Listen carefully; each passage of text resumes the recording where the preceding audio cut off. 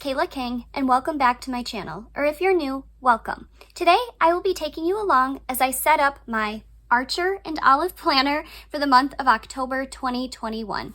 This is the third year in a row that I have used this kind of planner from Archer and Olive. While I'm not using watercolors or paint pens within my planner, I do find that the quality of paper and overall construction of the planner is conducive to my workflow month after month throughout the year. As of right now, this specific planner looks to be sold out on the Archer and Olive website, but I'll be sure to link it in the description down below. As a writer, I could not imagine my daily life without my planner. There are so many different chapters and tasks I want to get to each day, and it's nice to have a visual layout and something that I can do by hand to set me up before each and every writing session. The first thing I do is select the pen color to be used for the entire month. October was easy. I knew I would be utilizing spooky accents throughout the spread, so I selected a black pen from my extensive collection. Fun fact, I only use Papermate flare tip pens. Let me know your favorite pen in the comments below. After I have my pen color, I go through my washi tape, choosing patterns that correlate to the monthly color. I always pull more than I actually need, and during the last few months, it's become a bit of a tradition that my mom selects the 6 to 7 washi tapes that will be used for the spread. This month was no different.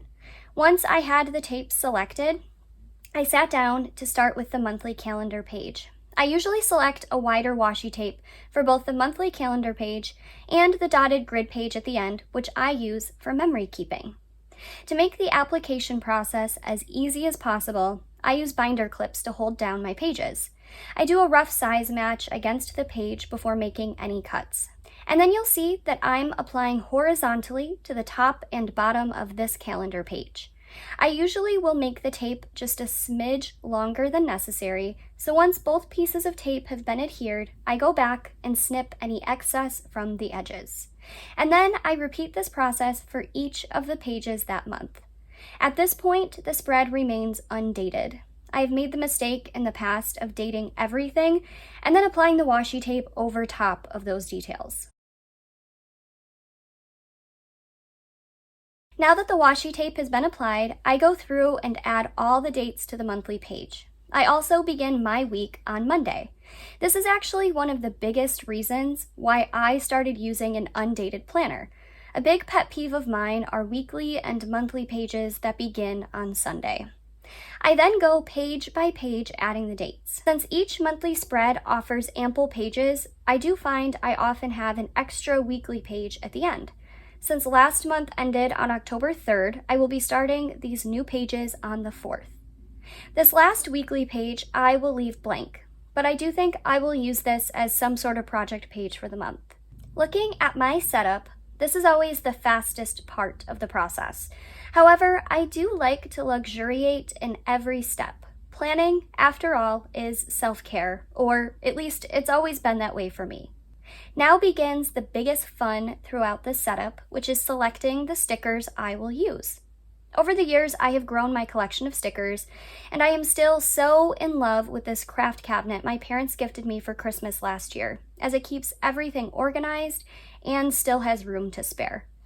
Again, this month is a bit easier as I was going for a spooky vibe.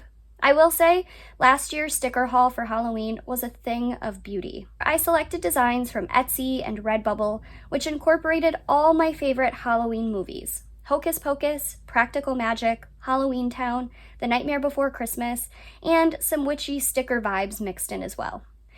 This year, I did grab some stickers from the card section at Target, so that's what you'll see first. These two with the fall vibes were a gift from my best friend who always sends me the loveliest crafting supplies from San Francisco. Shout out to Erin and Jimmy here. I believe they got these stickers at Paper Source. And then I have a few more from Target. I did grab these Schitt's Creek stickers with a little bit of orange, as well as this tarot variety pack, but I didn't end up using either in this month's spread. I did, however, use the #AmWriting sticker I got from Redbubble. Next, I have a variety of Happy Planner sticker books. Now, you might be wondering why I use the Happy Planner stickers if I don't actually use a Happy Planner. They do offer a great variety of styles and themes, and I'm able to use the bigger rectangles between 2 days in the weekly spreads. Also, they are usually on sale at Michael's and Joann's, so when I see clearance sales like that, I do like to squirrel them away in my collection. The ones I pulled for this month were not all within the spooky season vibe, but I knew they might have some gold or black stickers that would work with my washi tape selections. You'll also see some various sticker books outside of the Happy Planner brand that I've collected. I'm really excited about this variety pack of Halloween watercolor stickers, which I just got from Amazon. I will leave a link in the description box below if you're interested. I pulled a variety of label stickers to use for the project page and also for the October header on the monthly calendar page. You will also see some stickers from Target that I had left over from last year, as well as those Hocus Pocus stickers. Now it's time to go to work on these pages. For this, I have queued up Hocus Pocus on Disney Plus and grabbed a pint of Ben & Jerry's pumpkin cheesecake ice cream. I have my stickers off to the left-hand side, and I'm using the binder clips to hold down the pages. Usually, I do go page by page, but sometimes if I see a particular sticker that I think will work on a different page, I will add it then. I do like to start with some of the bigger stickers and then fill in with smaller ones, usually hearts in a matching color or some other tiny detail. Though this monthly calendar page doesn't have any purple in the tape, I am selecting a few stickers that have purple and green. This green matches the haunted house, so I know at the end it will all pull together. Once the month is done, I move into the weekly pages, which allows for bigger stickers to be used. With this first weekly spread, using black and gold, it would have been easy to stay in this color palette. However, I did start adding some orange stickers as well for a pop of color. Often, I will choose stickers that correlate to an event. So you will see I added a special day sticker on October 6th. This is because submissions will be closing and I wanted to commemorate that here. Once I feel a spread is done, I move on. I usually do this before a page feels too full. If I need to add a few stickers later, I will do so, but less tends to be more, and it is not difficult to go overboard. On the second page, I knew I wanted to use a spider from the watercolor pack, which helped me decide on the other stickers as well. And though I'd planned to use the hashtag #amwriting sticker later in the month, it fit really well on this page. Continuing on to the third page, I added skull stickers to match the washi tape and continued to add orange as my pop of color. The Halloween page was the most difficult because there were so many stickers I wanted to use. I ended up going with 2 Hocus Pocus stickers here, though I covered up the cat because the yellow eyes didn't really go with the aesthetic and the little pumpkin was much less sinister. Knowing that I'm planning to enjoy Halloween weekend to the fullest, I felt confident using a larger sticker to take up that weekend. This means I won't have many tasks planned and won't need the space for to-do items. Since I planned on using this last week as a project page, I took a thinner washi tape that has the coppery elements used in the first tape I applied, and covered the names of the week. I then added label stickers, though at this point I wasn't entirely sure what each section would be. However, getting close to the end, I did know I could use this to organize some dates and tasks for the ELPIS pages as I move into the next steps for that project. After the events in Texas at the beginning of September, I promised to use my art as a means to speak up, and that's what I'm doing now. As I mentioned, submissions will be closing October 6th, and then begins the next steps of editing this collective. If you want to know more about literary magazines and journals, check out my Editor Diary series. The last page will be the monthly memory keeping spread. This will remain empty until the end of October, but I am planning on doing a September wrap-up soon where I walk you through this process. Do you journal or document your memories monthly? If so, let me know in the comments below. After all the pages have been filled in, I go back and do a final check to see if any spaces need to be filled. This is usually the point where I have my mom look through to see if there are any gaps that need to be filled in. I start with the monthly calendar, adding bills due or important events that I already have scheduled. I fill in my goals for the month next, usually trying to account for what I accomplished the month before.